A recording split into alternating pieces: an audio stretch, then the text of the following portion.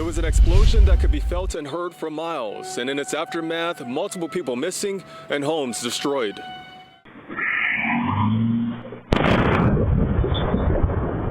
This is the moment when the blast went off. It happened at 9:30 Monday night on Hogarth Avenue in Flint, sending a wave of devastation. I was sitting here talking to a friend, and there was in their driveway, and I seen everything just blow up. So we heard screams, and we ran over, and everything was on fire, and we could hear someone screaming in there.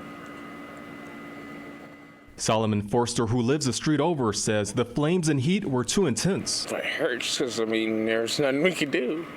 Flint Fire Battalion Chief Ramsey Clapper says immediately following the explosion, there were multiple people unaccounted for. Police bringing in a search dog. He says the fire severely damaged at least 3 houses, and with many more sustaining damage from the shockwave. A nearby home surveillance camera capturing it all. The heat was so intense. Consumers Energy was on the scene to check for possible leaks, according to authorities. And as first responders searched for missing individuals, dozens of neighbors found themselves without a place to stay. And despite the scale of damage, worries about people's lives were foremost on neighbors' minds. Front windows and side windows, the trigger got busted out, but those will get fixed at some point. As the magnitude and toll of this explosion becomes more clear, crews are still working to get answers to why this happened. Continuing to follow breaking news out of the city of Flint, where we are getting reports of a possible house explosion. Our crew is live on the scene right now. They have actually been pushed back. Earlier, they were closer where you could see all of the flames. Due to their safety, they have been pushed back. We'll get back to them in just a moment for a live report. Now, this is all happening in the 3900 block of Hogarth Avenue. Our Mid-MichiganNow newsroom started getting reports of people feeling the ground shake in Flint, Grand Blanc, Mundy Township, and even Burton. The manager of the Applebee's on Miller Road calling our newsroom, telling us the ceiling panels collapsed in the restaurant after the ground shook. Now, we have been in contact with Consumers Energy tonight. They tell us they have crews on the scene but are unable to enter the scene until it has been deemed safe by the fire department.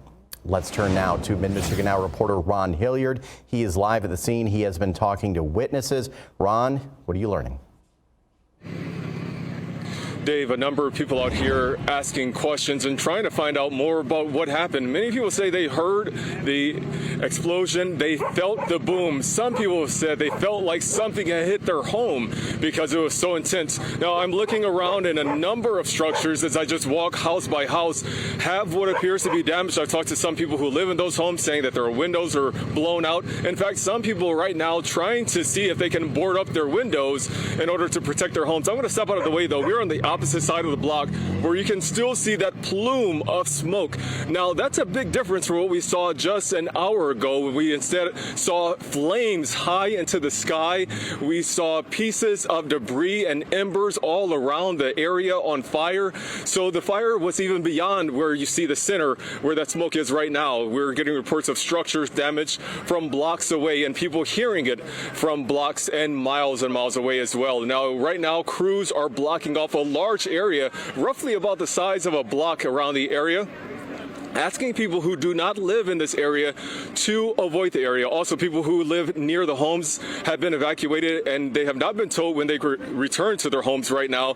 But a lot of people concerned, a lot of people saying that following the explosions that live around here, they heard screams coming from the area. Some people tried running toward the homes, they tell me, to see if they could be of assistance. But some people saying those flames were just too intense to get close enough to get to those screams they said they heard. Unfortunately, right now, we are still waiting for more information. Not clear if there were injuries or not, but we will continue to update you on this scene and provide you any information that may become available for people who live around in this area. Right now, we're in Flint, and we will update you here on Mid-MichiganNow as well as on MidMichiganNow.com.